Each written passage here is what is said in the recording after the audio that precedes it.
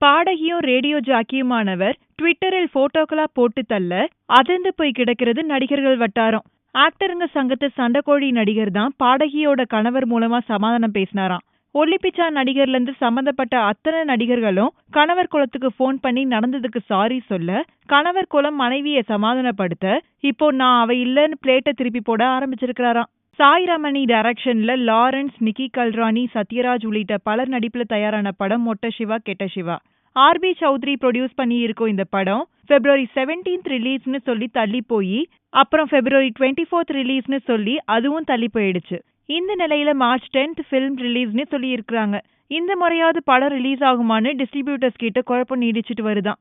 தமிழகத்தில் நடைபெற்ற அரசியல் மாற்றங்களையும் தனது பாணியில் ட்வீட் செய்து சில பேரின் எதிர்ப்பையும் பலரின் பாராட்டுதல்களையும் பெற்றார் உலகநாயகன்.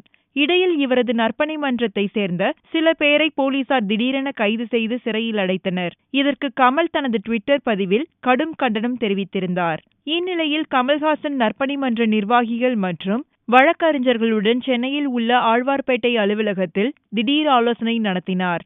இதனை அடுத்து கமலின் அரசியல் பிரவேசம் ஆரம்பம் என தெரிவித்து வருகிறது கோடம்பாக்கம். ஆர்யானாலே ஜாலியான நடிகர். முன்ன பின்ன அறிமுகமில்லாத நடிகைகளை கண்டாலும் ஒரு நிமிஷம் நின்னு பேசி அவங்களெல்லாம் கலாய்த்து விடுவார் என்ற பேச்சுகள் இருந்து வந்த நிலையில இப்ப அமீரின் சந்தனத்தேவனில் நடிச்சிட்டு வரும் ஆர்யா, அவரோட நடிச்சிட்டு வரும் அதிதி மேனன், கிருத்திகா போன்ற இளவட்ட நடிகைகளிடம் 1-2 வார்த்தைகள் பேசுவதோடு நிறுத்திக் கொள்கிறாராம். இது யூனிட்டுக்கு ஆச்சரியத்தை கொடுத்தாலும் கூட நடிக்கும் நடிகைகள் நிம்மதி பெருமூச்சு விடுறாங்களாம். அட்லி டைரக்ஷன்ல மறுபடியும் நடிச்சிட்டு வராரு இளைய தளபதி விஜய். இந்த படத்துல 3 வேஷத்துல நடிக்கிறது உறுதி செய்யப்பட்டிருக்கு. விஜய் இந்த படத்துல பஞ்சாப் சிங் வேடத்துல நடிக்கிறதா சொல்லப்பட்டுச்சு. இப்போ அவர் நடிக்கிற இன்னொரு வேஷமும் வெளியாகி இருக்கு. அதாவது கிராமத்து ஊர் தலைவரா விஜய் இந்த படத்துல நடிக்கிறதா செய்திகள் வெளியாகி இருக்கு. இந்த படத்தை ஸ்ரீ தேனாண்டாள் பிலிம்ஸ் நிறுவனம் தனது 100வது படமா இதை தயாரிச்சிட்டு வருது. AR ரஹ்மான் இந்த படத்துக்கு இசையமைக்கிறாரு.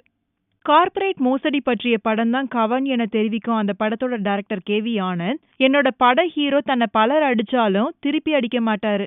இது போன்ற கதாபாத்திரத்துல விஜய் சேதுபதியால மட்டுமே நடிக்க முடியும்ன்றதுனாலதான் அவரை ஒப்பந்தம் செஞ்சேன்னு சொல்லி இருக்கும் KV ஆனந்த், கவன் படம் தன்னோட சினிமா கேரியர்ல மிக முக்கியமான ஒரு படம்னு சொல்லி இருக்கிறாரு.